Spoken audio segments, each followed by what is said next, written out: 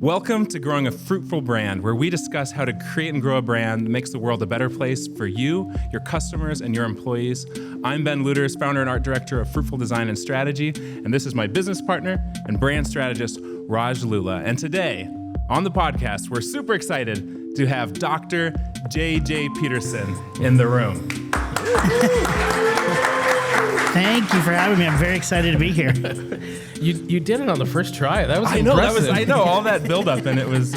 For anybody who's listening, this is a live recording, and so if the sound's a little different, we appreciate your patience with that. But we're doing this in person. JJ flew from Nashville to be with us here today to talk about, since this is Fruitful's 10th anniversary, we thought instead of looking backwards at marketing, to talk about the next 10 years of marketing. What do we think is going to happen?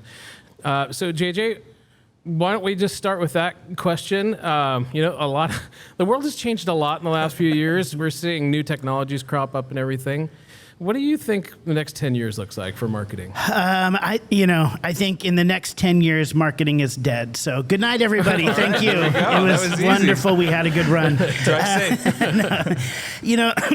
I get asked this question a lot, especially I think because purchasing decisions and marketing changed during the pandemic a ton. We have, if you haven't heard of ChatGPT and AI in this season, then you've been under a rock. So AI is clearly what everybody says, taking over the world and going to get rid of all of the copywriters and designers that are out there. That's kind of what the news seems to say. And yet, when I look at trends and where things are headed, where things are currently have gone over the last couple years in particular and where they're headed, I actually see some really exciting things on the horizon. And the first I would say is that the AI component that we're all hearing about these days. AI, especially ChatGPT. So ChatGPT is the fastest growing user app of all time. So it basically, I can't remember the exact numbers, but it took something like what it took Twitter to do in like 3 years and Instagram to do in a year and a half. It took ChatGPT to get 100 million users in about 6 months. So in about 6 months, it became the fastest growing user app in the world. And so when it feels like maybe that grew up overnight, it kind of did. It kind of, from its release till now, the amount of people that are using it is just insane. And so there's all this discussion about it, and there's a lot of fear, I think, around it in the marketing world. And one of the trends that I would see in the next 10 years is we are going to be obviously using that more. We're going to be using it a lot more. But I would say the way we need to look at it is more of it's AI, especially in the marketing world, is a tool, not a takeover, right? Like there is this, I think, fear that all of a sudden AI is going to take over. But the reality is it's a great tool that we can all use, and we're probably going to start using it more and more. But there are some cautions with it, right? You still have to have human interaction, people who are going to input good data, who are going to ask the right questions, and who are going to edit the crap out of it. Because I just put in, recently I put in to ChatGPT, just kind of playing around, give me 5 facts about Dr. J.J. Peterson. I was just very curious. And of the 5 facts, only 1 was true. Only 1 was true. I want to hear all of these facts. Well, the first one said that I was the founder and CEO of StoryBrand, which I am not. Take it. So my boss would be very hurt by that. That the internet believes that I am the founder and CEO. Donald Miller is the founder and CEO.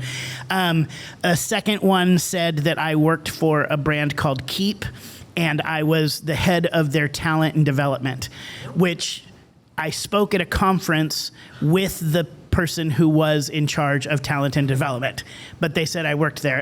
Is that how you get job titles? Because yes, I'll speak with anybody. That's great. Write it in. The CEO of Disney now. Yeah, I'll put it on the internet and it will be true. And so there's things like that Chat GPT and AI, I think we're going to be using it a lot more. It's going to save a lot of time in creating marketing. It's going to save a lot of time in coming up with new ideas. But the reality is, it's not foolproof. It's still not that good overall. And anything, this is another big piece, anything that you create with AI cannot be copywritten.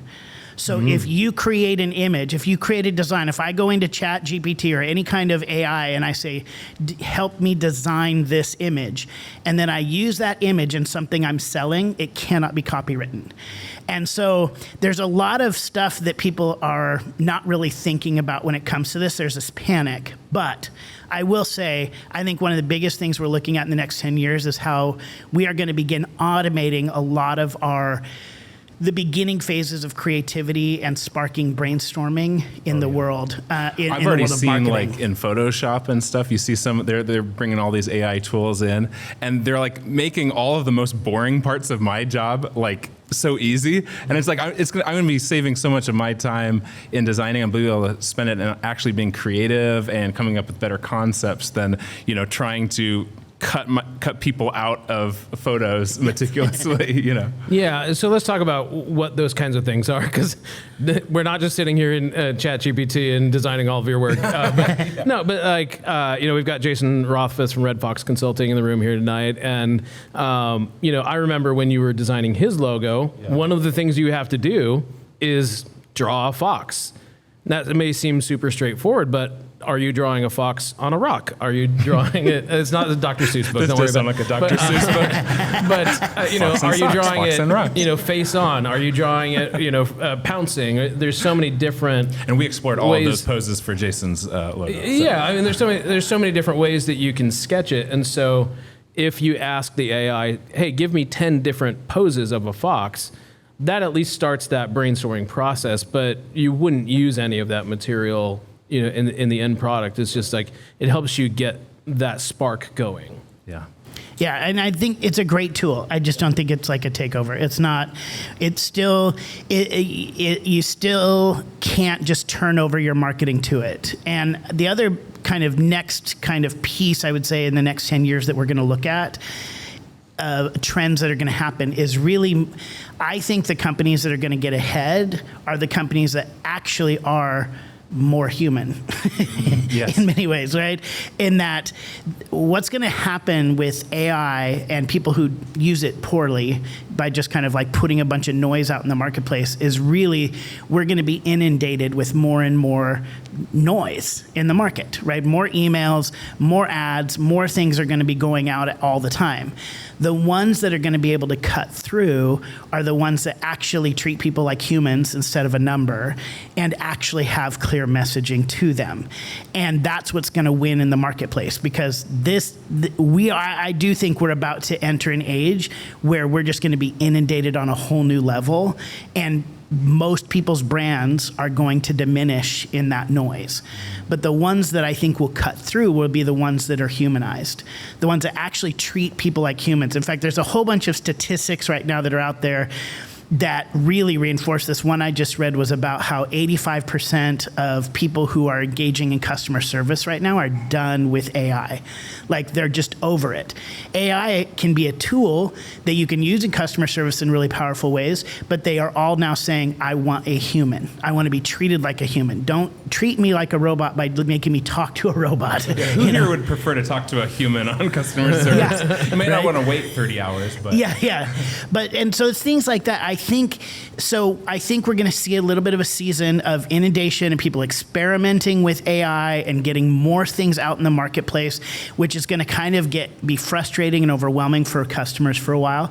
But the brands that will break through are the ones who will humanize the message and create a clear message. Yeah.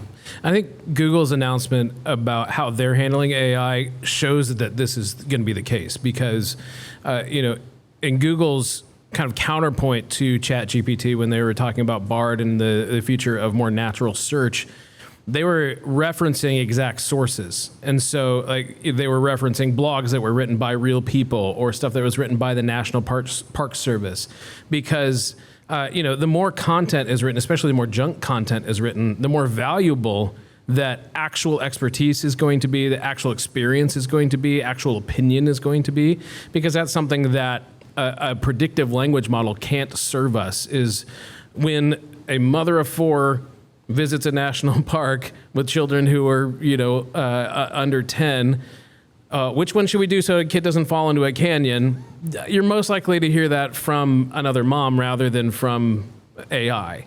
And so even if the AI is sourcing it from somewhere, it's going to come from a place that has an actual human point of view. And the reality is we are all becoming more and more savvy when it comes to being a consumer. Yeah. And we can smell the bull. Right? we can kind of smell it, and it's annoying, and in fact it's insulting, right? And we're becoming more and more savvy, and so people who are using just pure templates, there's some research on that templates aren't as effective anymore. Mass kind of just messaging to everybody without any kind of personalization is not working as well anymore. And so because we can, especially during the pandemic, email usage and email marketing rose incredibly because we were all at home. And so they couldn't catch us out and about as much anymore. So we were getting more and more messages, and we're getting more and more messages on Instagram, and more messages on Facebook, and more messages on TikTok. And we're starting to understand and become more savvy of where people are trying to trick us and do all these other things. And so in this process, if people just rely on those kind of things and just kind of pushing mass noise out there, you'll get some attention. But I really like the part that actually makes me really hopeful, even in this season where we're kind of becoming more automated and more disconnected. What I'm actually seeing is the companies that are going to be doing well, and this even comes from some research with HubSpot and some other marketing networks, is that the more you actually connect with customers on a human level, the more success you're going to see. And so it's that those are kind of, as I look at the next 10 years, the first two things, it's like, yes, AI is going to rise and we're going to be a little bit more like automated. But the reality with that as well is that the groups and the companies that can actually humanize all of that and be connected with people are going to win out. And so they kind of are going to balance each other, I think. I like what you said right at the beginning, though, of just thinking of it more as a tool, because tools are for humans. That it's not going to replace them; it's going to help them, automate some of the things that are just harder, that just take longer, speed it up. But I think when we think about it as just something that to not be afraid of, you can be afraid of it a little bit. It's a little spooky if you spend any time with any of the AI stuff. But think of it more as a tool to help humans do even more and better work. Yeah, I would add that not just because we're creative people up here and just want to dog on AI, because I think there are a lot of good uses for it. But an example for this would be that some content that is fairly rote in terms of like if you want to write a blog post about how to change your oil. In a lot of cars, that's going to be the same. A lot of things, it's a fairly standard process. And if you think about across your company, there are probably a lot of those things that are fairly kind of mechanical or could be sort of automated, or even the content could be automated. That stuff, pretty okay. How do I apply for this, or how do I whatever? But one of my favorite. I'm not a very handy person. Like I mentioned earlier, my dad paid me to write when I was a kid and not to mow the lawn, and I only learned one of those lessons the right way. So you should see him with a hammer. It's interesting. But one of my favorite YouTube channels that shows you how to fix things, it uses, I think it's an F-word meter of like how likely are you to swear while making this repair, and essentially the closer you get to 5 out of 5 F-words, the more you should call a professional to do that for you. And so even just taking an article like how to change your oil and then giving it that one human touch of, okay, so the process is fairly straightforward, but having done this for 20 years, I know that most people either can or cannot do this without any help. That little human touch alone is going to make a huge difference. And so I think that is probably a good example of the balance between, yes, it's a good tool that can help you get to second or maybe even third base on a piece of content. But if you put it out there unpublished, a StoryBrand friend of ours, Kenny Jong, he's like, in the future, your AI email will go to somebody else's inbox that will be summarized by AI, and then they'll reply with an AI email. I was like, oh, this sounds horrible. Like, I'm not looking forward to that at all. AI purgatory or something. And I think that there's a question there of like, how do we actually intake any of that information? So I think the better world that we're thinking, though, is that the things that are easy to automate, like checking your balance on something, or those simple mechanical processes where sometimes you don't really want to talk to a human. If I could text Amazon like, hey, help me return these shoes or something, cool. I don't really need help with that. Just like shoot me the label and I'll stick it on there. We'll be good to go. But see, I want to be best friends with the person that I'm texting about. There's a reason that we call him Sunshine and me Rain Cloud, and that may be on display here. Can I be Thunder? Yes. Oh, yes. 100%. You can't leave though. You got to stay here. Okay. Those donuts will keep me. Yes. They're amazing. So AI, but balanced with human connection. I think that makes a ton of sense. Again, we don't want to be in email purgatory where our AIs are just talking to each other, and it's like, do I just not come to work anymore then? I mean, that sounds nice sometimes. And for me, it's actually not what the humanization becomes in the next 10 years. I actually do believe is not just like a nice thing that we get to add on. I actually think it becomes our differentiation. Right? We become different in the marketplace because we are more human. I believe that's going to happen, and I also hope that happens, because I think that in this world where, especially in the last 3 years, we become so disconnected that people are longing for connection. And there's a weird type, but even it's not just with people, but it is with brands. They want to be a part of a tribe. They want to be a part of a group of people who are moving with something. And it can be literally donuts. Like, I want to be a part of your tribe. I want to be a part of your donut tribe. For the listeners, we have donuts here tonight that have already changed my world. Yeah. And so, when I join that tribe and I get to know you as the owner, and I get to say, oh, I see the joy that comes from you experiencing, people experiencing this, and we get on board with something that is fresh and new and fun and exciting, and I can relate to other people through a donut.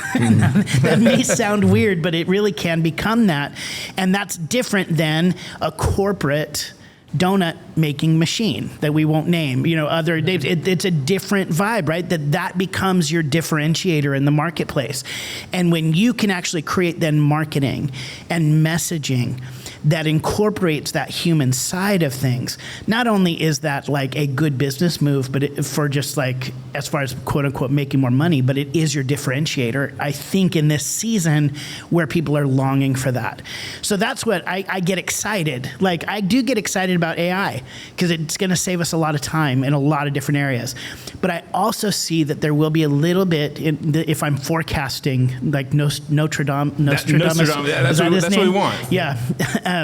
That guy, that I see actually the people who are able to step into that human side of things, that will be their differentiator.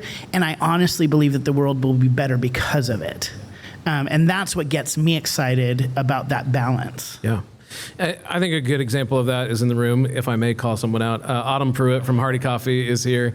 And we had a little bit of a logistical hiccup with the party today. And I called Autumn instead of calling, the giant coffee chain, and because I knew, first of all, thank you for answering my call. Secondly, it was like, I thought she would maybe help me. And as opposed to some third manager at, whatever mega national coffee chain. And so you build these networks, and you guys are probably all going to get a little bit of Hardy Coffee in your Christmas gift from Fruitful this year again. But we build those tribes together, and Autumn in her business talks about the ritual of getting coffee, and she incorporates that into Mother's Day, having a photo booth so that moms and their kids can have a treat together, but also take a photo together. It's all of those little human things that just can't be replaced, and that makes a difference. So whether or not she writes 10 blog posts with AI, what really matters is that heart behind it, the thinking behind how do we make this a human experience is really what stands out to people. So we talked about AI, talked about human connection. Those are big things in the next 10 years. Something else that we've discussed is where is all of this going to take place? Because as you're talking about, content is going to be generated by AI. I actually got fooled the other day because we got a video sent to us with voiceover on it, and then it was just a placeholder, and then the video producer said, "What did you think of the AI generated voice?" And I didn't know. And I was like, oh, okay, that's one of the places we are now. And so, just thinking the implications of that for social, for other places, we're going to see a lot more AI-generated content. And so I think that's going to matter a lot with our platform. Can you talk about that a little bit of how are we going to stay connected to our audience in this new oversaturated world? Yeah, I think one thing that's nice about where we're headed in all of this stuff is it's almost there's like a democratization of marketing. Like it actually allows everybody to reach customers in a whole bunch of new different ways. Even with, the new Apple, oh yeah, let's talk about that. Goggles Apple that are coming Vision out. Pro. There's new ways all the time of reaching people. There's a couple things I would say. One is that I think the mistake a lot of people make, especially when new technology or new avenues of reaching people come out, is they start with the form of how we're going to so they start with video. Okay, we're creating a video. Or they start with, all right, Apple has these new goggles. We've got to create something for that. Or Instagram or TikTok. They start with the form, and then they go into content. And I would argue that in order to stay connected with people, you have to start with the content first and make it clear. Create incredibly clear stories that are targeted at your customer in very powerful ways. So clear messaging. You start with that, and then it can go into any form, any of those forms. Then we take that message and we transform it for TikTok, we transform it for Instagram, LinkedIn, emails, blogs, websites, videos, all of that stuff. And they all have their own style. They do. And you have to adapt it, but you're right. It's the But if you don't start with a clear story, one of the things we say at StoryBrand is that, it's like, you can hand a monkey a megaphone and he's going to be loud, but it's not going to make sense, right? And so that's kind of like, to me, when you start with the form, is you're just like yelling noise into some kind of other tool that just adds noise out there. Start with the form and the content. Start with the content and a clear message, clear story, and then it can translate to all the other forms. One of the things that is interesting, because I've been kind of doing some research on this, is that a question I get a lot is email dead, right? Is email dead?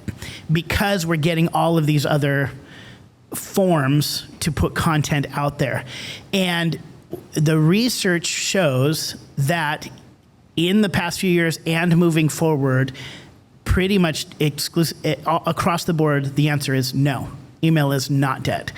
That's one thing I don't think that's going to change, even in the next 10 years, to be very honest. I think, we may in 10 years be getting messages just beamed directly into our brain, or like our fillings, or, something like that. Like, you have to have a filling. Yeah, it's already happening. We're going to get chips implanted. Like some of that stuff, new forms of how that stuff is communicated. But oddly enough, I really do believe email will last. And statistically, it really, let me just, for the people that are in the room, how many of you in this room check your email every day? Okay, I might see one hand that didn't go up. Right? I think my 11-year-old son did not raise his hand, so which is good. If he and did, I have it'd be some weird. statistics on his age group too. But the reality is 95% of people say that they check their email every single day. So 95% of people check their email. 99% of people have email. 95% check it every day. And that's true across the board for all users. Now, when you talk about regularly using emails, the group that uses emails the most on a daily basis is age 24 to 45. they're at 91% would consider themselves multiple times, like I think it's 65% check their email multiple times a day, but it's 91% are regular email users. 15 to 24 is 90%. So even 15-year-olds to 24-year-olds are checking their email and using email regularly 90% of the time. The lowest group of like kind of that range is from 45 to 65 is like 89%. So still pretty high. Teenagers are using their email more than 45-year-olds. So as we're looking at the future moving forward, the younger generations are still using email on even a daily basis. And just from an ROI right now, return on what you're putting in, for every dollar you put in to investing in email, you're getting about a $42 return on that investment. So a 4,200% return on your investment. Nothing else comes even close to that. Nothing comes close to that in engagement-wise on Facebook, Instagram, opening like ads, engaging with ads. Nothing comes close to that as email. And so what I see in that then, say when we're talking about marketing trends for the next 10 years, what are some things that need to happen? Is that in order to connect with the people and get a greater return on your investment and get a higher open rate and engagement, you need ways of getting people's email addresses. And essentially what that is called is you're getting their data. You're getting customer data. And right now, a lot of companies are relying on Facebook, Instagram, Twitter, all of these social media platforms who owns all that data. And we're using them and the data they have to reach customers. The reality is that is changing on a daily basis and becoming less and less effective because they are now the gatekeepers of the data for your customers. In the next 10 years, for companies really to survive, they need to own that data. And that sounds a little weird and a little creepy of like, because we all are not real happy with like Facebook right now of gathering our data and everything is happening and data breaches. But the reality is companies, nonprofits, organizations need to begin the process, if they're not already, of finding ways of mining data, which means like getting people's email addresses, getting their phone numbers, understanding their buying habits, and owning that themselves. Because one of our friends, Amy Porterfield, she always says her big thing is don't build your business on rented land. So if people are just exclusively, and Facebook still works, Instagram, all that stuff still works. Like, so we use it all the time. We're still using paid ads on Google, on Facebook, all those things. Those work. But what works better is if you actually own the data. And so trying to figure out how to get personal information from people in a way that's legal and ethical, which are not always the two same things, but legal and ethical of getting people's information and then connecting with them on a human level. That is actually what will, I think in the next 10 years, people need to be focusing on that. We've allowed other companies to gather our customers' data and own our communities. We need to start building our own community off of that platform, and the primary way of doing that is through email. Wow. Yeah, because, if you're just building it on social media, I mean, you're just at the whims of the algorithm, which just changes. I think Amy Porterfield, when we were at the last StoryBrand thing in Nashville, she told the story about when Instagram went down. What happens then? You've got all these ads going, you have all this stuff, you're putting all of, and what did she do? She went and sent an email, and that still worked. And so there's a real power to that, to be able to own that and to not be, at the mercy of whatever the latest, change in the algorithm is today. And what's even exciting, so all these things I'm talking about not only makes me excited for the next 10 years as a marketer and someone who helps people with marketing, but it actually gets me excited as a consumer. If I have more control over my data and who gets my data, who gets my email address, who gets my information, that means that I'm giving it to people who I actually want to connect with, versus like on Instagram and Facebook where I'm getting these ads for things that I don't care about, I don't want to buy, and are incredibly annoying. And so these trends that I'm talking about, people being able to create video and podcasts and blog posts and emails with AI and getting that information to me faster as a consumer, I'm excited about. Connecting with me on a human level and understanding and being human yourself, I'm excited about that. And then also being able for me as a consumer to control who does and who does not have my data also is very exciting for me. So when I talk about these things as the next 10 years, I talk about it both as a marketer, that I'm excited for the direction that I believe things are headed, but I'm also excited as a consumer. Does it not mean that everything's going to be perfect and rosy? No, absolutely not. We're going to be in more noise. There's going to be more things coming at us for a while. But I think the companies that I'm going to connect with are going to step into those three spaces and be able to succeed. And that gets me very excited. JJ, you're the expert on StoryBrand. Your doctorate's actually in narrative transportation. Is that right? Narrative theory, narrative transportation. Yeah. What is that? Just made up PhD. Made up thing. Not a real doctor, guys. No. Just kidding. And so when you talk about, yes, still use TikTok, yes, still use Facebook, all those things, help us connect the dots between StoryBrand. So maybe even just talk for a second about what StoryBrand is, how you would use it in those places, and then how you would use it to make those human connections and get the data, but in the good way. Okay. How much time do we have? Because I was one of those that it did take me 9 years to get my PhD. So what I studied is narrative theory and narrative transportation. And what that is it's study of story, basically, in its most basic form. So story is, well, let me start with narrative transportation. How many people in here have ever cried at a movie or jumped at a scary part in a movie? Okay, again, everybody's hands.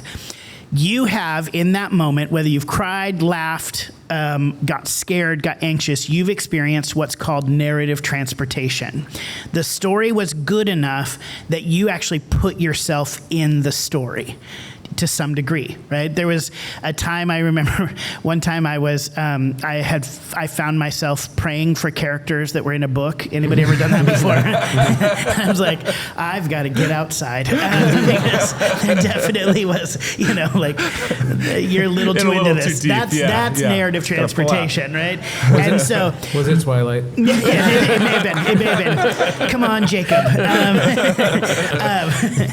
And so that's narrative transportation. Now, what the research shows is that when a story is good, whether it's read or told or seen, when you experience a good story, you experience narrative transportation.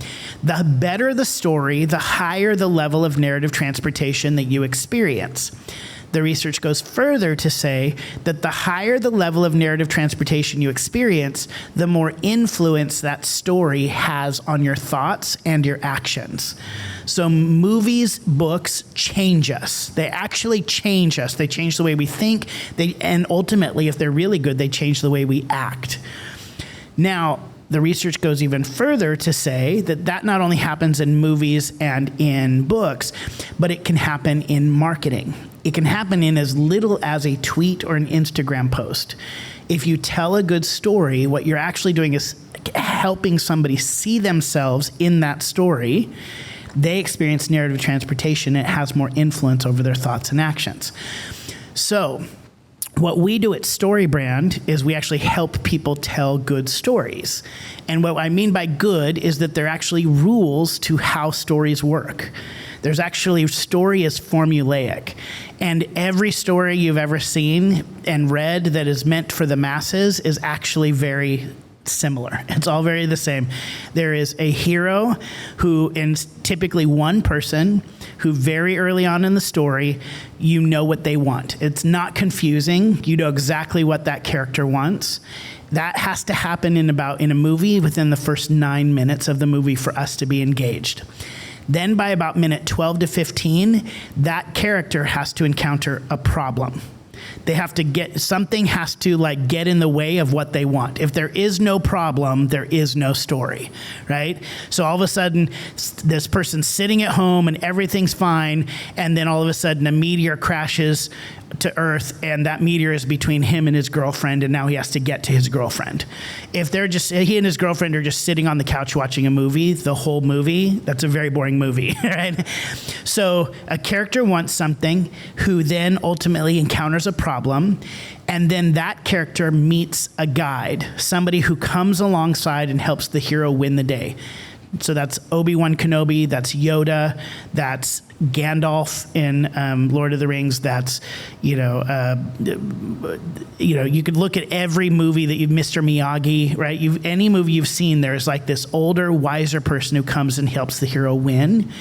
Then the guide gives the hero a plan. So you see in movies, you hear the phrase in almost every movie, what's the plan, or here's the plan. You think about every movie you've seen. Like, one day I just want to like sweep everything off of a table and put down a map. Like, that's my heart's goal, because that scene happens in every movie. Then there's a moment that the hero has to be called to action. A bomb is going to go off. There's typically a countdown clock, like the daughter who was kidnapped is going to disappear if they don't get him back in 24 hours, or they don't blow up the meteor in 2 days, or they don't disarm the bomb in 10 minutes. There's this moment the hero has to act. And then we as the audience know what success and failure looks like, what a tragic ending will look like, everybody gets blown up and dies, or they live happily ever after. And we root for one and want the other one, basically that other end, to be defeated. So that's what every story is. That's the 7 elements of every good story. A hero who wants something, who encounters a problem, who meets a guide that gives them a plan, calls them to action, that results in either success or failure. That's every story. And you'll see it over and over and over again. That's true in movies, but what it's also true is in our own lives. The reason why we resonate with that in movies is because we all are, in essence, the hero of our own story, right? We are the main character of our own movie. All of us are. And we live life like that. We encounter problems that we have to overcome. We know what life can be like if those problems are overcome. We look to older, wiser people to help us win the day. Those things are in movies because they are in us. And when it comes then to marketing, what we need to understand is that most companies make the mistake of making themselves the hero of the story. And they try to tell their story, but they tell it in a way where they're the hero. The reality is your customer is the hero of the story. That's who needs to be the hero of the story. So if you, as a brand, are telling your story and you're the hero of the story, people will not experience narrative transportation because they don't see themselves in that story. So you're actually in competing stories with your customer, right? One's got to win and one's got to lose if you're the hero of your own story. But if you position yourself as the guide in your customer's story, then you both win because you're there to help them overcome their problems and win the day. So that's what StoryBrand does, is we actually go in and we look at a company's marketing and say, let's look at your customer and identify these talking points about your customer. What is it that they want, and how do we be really clear about that? What problems can we overcome for them? How do we position ourselves as a guide? What's our plan for them? What's our call to action for them? And what does success or failure look like for them? And when you create those talking points and tell a good story, then what you're doing is you're helping your customer experience narrative transportation. Your message actually then has influence over their thoughts and actions. And ultimately, it's a more gentle and human way of connecting because what you're saying is, I see you. It's not about me walking in and talking about all the features of my product and how good we are. It's starting with you and coming in and going, I see you. I see your struggle. I see what you're experiencing, and I'm here to help you. And if you can't help them, then you're not trying to sell to them. It's actually, again, a more human and gentle way of selling because you're seeing people as people and you're seeing their stories. So that's what we do. We come in and we work with companies and we work with agencies like you guys and train you how to do that so that you can do that for your customers because we can't reach everybody in the world and we want to help everybody we can. Do you have an opinion on which agency is the best? No, I'm not. I knew it was coming. I just want the ChatGPT to answer. I'll put it in ChatGPT. Maybe even just me saying it that close to your name, Dr. JJ Peterson, might suggest that Fruitful Design is the best StoryBrand agency. But I mean, we'll just have to see what the ChatGPT says about that. So using those elements of story then, in the world of, tweets and TikTok and all of that, how do we get from there to email? And like, what, do we just tell pieces of the story? Do we tell the whole story in the tweet? How do we get there to the part where we're building on not on rented land, but on land we own? Yeah. So how you actually, when you ask the question to say, how do you build it online? How do you get people's data, right? Essentially, how do you get email address? How do you make that initial connection? Is typically what you do in the story part is you're starting with your customer's problem. So if you can give your customer information or a product or anything just to begin with that solves a problem for them, and that's where you start, with generosity, not with trying to sell something, but with trying to solve a problem, then that allows that connection to start. And then that gets the email address or gets them to follow you on social media because you put out a video that helped them solve a problem. And that solve a problem literally may be that they got donuts for a birthday. Like it doesn't have to be like all of a sudden somebody has to be, every problem is solved. It's one small piece that you're solving. And then they will begin to follow you on social media, begin to give you their email address. Then once that happens, then you have to consistently communicate with pieces of that clear story. Sometimes you tell parts of it. Sometimes you tell the full story. Sometimes you tell like you said, individual, or you might use 3. Like one of the formulas that I like to use a lot is problem, plan, success. So instead of talking about what does StoryBrand do, if I'm in an Uber with somebody and they go, so what do you do? I don't start by saying I'm a marketing consultant. And I don't start by saying I help companies with stories. What I start with is I say so many companies aren't getting the leads that they want these days, and they're not able to grow their business because they're not getting enough customers. Start with their problem. And then I say, what we do is we actually come in and help companies tell the right story and connect with the right customers by using story theory. That's the solution, the plan, and then the results. And when they do that, it's actually proven that they're going to have more success in connecting with customers and making more revenue, because that is true. Narrative marketing is more effective statistically. So I tell that short story, problem, plan, success.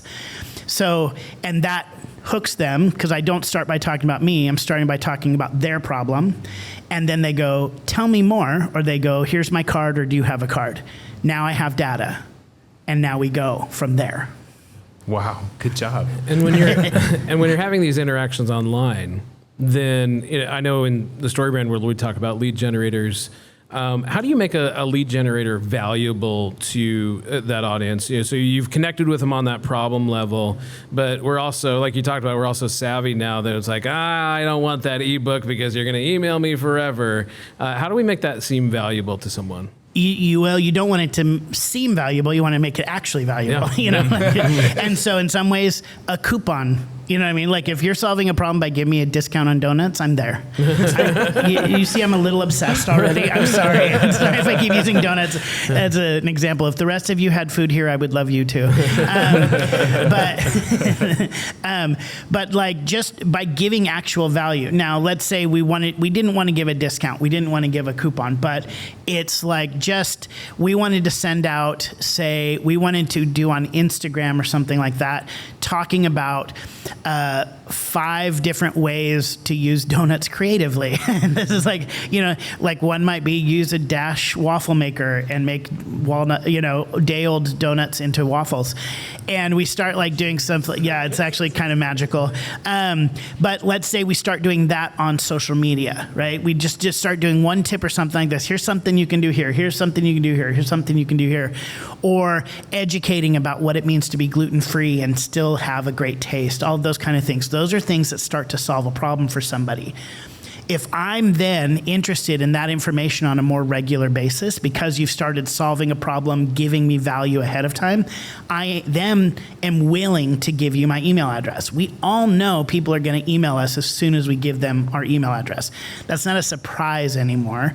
So as a business, you have to give something valuable enough that either gives me information I don't have, makes me money, saves me, or makes me money, gives me back time, positions me as an expert, or saves me money, avoids pitfalls, something like that. You either have to solve a problem or give value. And when you do that as a brand, when you are a generous brand and give, I don't think for the most part, we've never been hurt by being a generous brand, right? I think that builds some reciprocity and it builds that human connection of that we actually genuinely care about your success. We're not just here to get money from you. So if you do that on a consistent basis, then people trust you enough to give you their data, give you their email address, and then you can email them. And they know you're going to email them, but they don't care because the things that you've given were valuable enough for them to give you an email address. Yeah, and so I think that, like you said, if you don't want to give a coupon, something that it could be is even just something as simple as, hey, be the first one to know when the new weekly or monthly flavor is out. And like you said, that's information that we don't have. And nobody hates the experience more than you get all hyped up to finally get the kids in the car, go to donut place. Would not happen at our favorite donut place, but get to a donut place, and the new flavor is out. And so it's like you want to be the first one to know. So you are providing value there. Sometimes we're so close to our brands that we forget what these actual problems are. We have to take a step back and put ourselves in the shoes of the customer. And something happened to me recently. I started a 365-day challenge on Instagram. You do not need to bother following me. Raj Lula. It's great. I'm learning a lot about Raj by looking at his photos and what he writes. But it's just taking a photo every day. I've been a professional photographer for more than 10 years now, but I've never done this. And I thought that Instagram was an annoying platform that for elderly folks like me is just not working out. And what's annoying?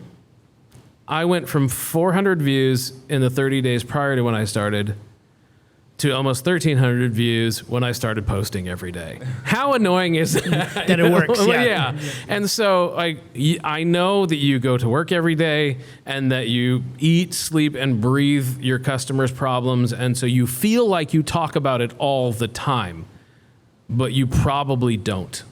I mean, literally, if you're not posting daily, that's a good place to start.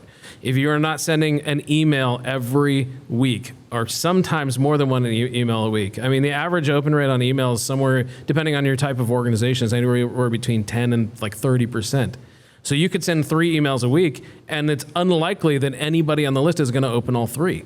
But it is likely that 3 different people are going to open them. So there's some of those things is we're just not talking about the problems enough. We think that we're providing so much value, but we're just not, because it can be exhausting.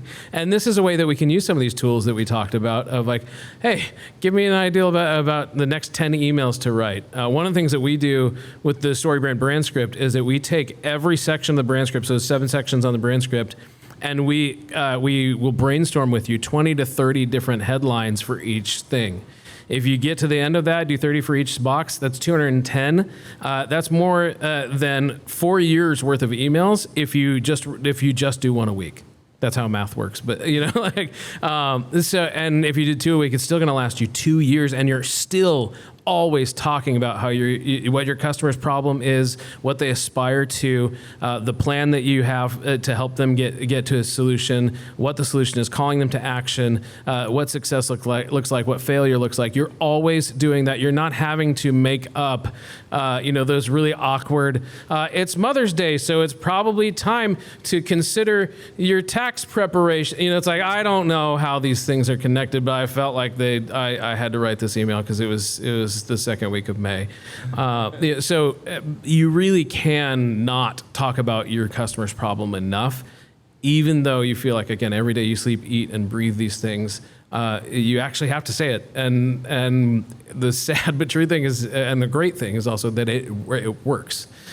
JJ, we always like to give people a little bit of action to take. And so I'm going to challenge you, if you would, to give them an action that they can take. Wow. I think the challenge that I would probably give everybody is, we talked about a lot of practical things that can happen in this space, but I think what I would say is that I would challenge your mindset. So there's a mindset that I would ask everybody to step into who are business owners or work in nonprofit or work with any kind of organization, is that the thing that we really do talk about all the time at StoryBrand is that you want to think of yourself as a guide and not the hero of a story. And why that's so important when it comes to story theory is that in stories, heroes are actually weak. They're up and they're down. They're all over the place. Like, think about movies, like a hero, all of a sudden, like, they get a little cocky and then they fall on their face. And then they get a little excited. They get the girl and then they lose the girl. And it's just kind of this back and forth. And heroes are actually incredibly insecure. So when you are looking at talking about yourself on social media, or you're looking at explaining what you offer to people or what you do, or creating even a website or any information you're putting out there about your business, start thinking of yourself as the guide. Because if you start by saying things, if somebody goes, well, what do you do? And you go, well, it's complicated. Or they go, well, what do you do? And you're like, oh, well, I kind of like, we do these, unique donuts and da-da. When you start shrinking yourself, you're actually in that moment making yourself the hero of the story. Is that a weird thing? Like, normally we don't think of that as being a hero, but heroes are weak and they're insecure. And none of us actually like to be around really people who are self-obsessed about their own insecurities, right? And so when you shy away from what you actually offer to people, that is not being a good guide and helping other people win. That's not humility. That's actually making yourself the hero of the story. So what I would challenge you is in those moments when you have an opportunity to put yourself out there from social or talking to people, stand firm in who you are and what you offer. And the way that you do that and position yourself as a guide, because the guide is the strongest character in a story, is there's really two elements that make somebody a guide in a story: empathy and authority. Empathy is, I understand and have experienced some of the same problems that you have. So just saying things like, I get it, I understand, or asking questions to find out what they're experiencing allows you to have a moment of empathy and then step into your authority, not with bragging and not with grandiose kind of comments, but by saying, this is what I do and I'm actually good at it. You don't have to say those exact words, but that's the mindset you want. I understand what you struggle with, and I also have the ability to help you out of it. When you do that, that's a lot of people think that's positioning yourself as a hero by being strong. That's actually not true. You're positioning yourself as a guide, and a guide helps other people win. And a hero shrinks. They become weak. They become insecure. Don't be the hero of the story. Companies that actually can help their customers transform by winning their story are going to win in the long run. So always position yourself as a guide. Always have empathy, but always stand in your authority that you know what you're doing and have the ability to help people. Because when you do that, then they win. They win. And that's what really I think all of this is about. I should mention, because we talked about donuts a lot, we have not actually said the name of Square Donut, our favorite donut place, on the podcast. So I do want that recorded for posterity here. So to kind of just think through what we talked about tonight, let's be the guide to our customers and to our donors. Let's use new tools and new technologies to serve them. Let's make human connections with them. And let's own the place that we're building on. Let's move them to places that we have more control over the connection that we have with them. And let's grow something good together. thank you. Thanks for joining us today on Growing a Fruitful Brand. If you found today's show helpful, don't forget to subscribe and consider sharing it with someone who might also enjoy it. If you'd like to work with Fruitful on a branding, website, or messaging project of your own, you can always reach out on our website, fruitful.design. So until next time, don't forget to grow something good.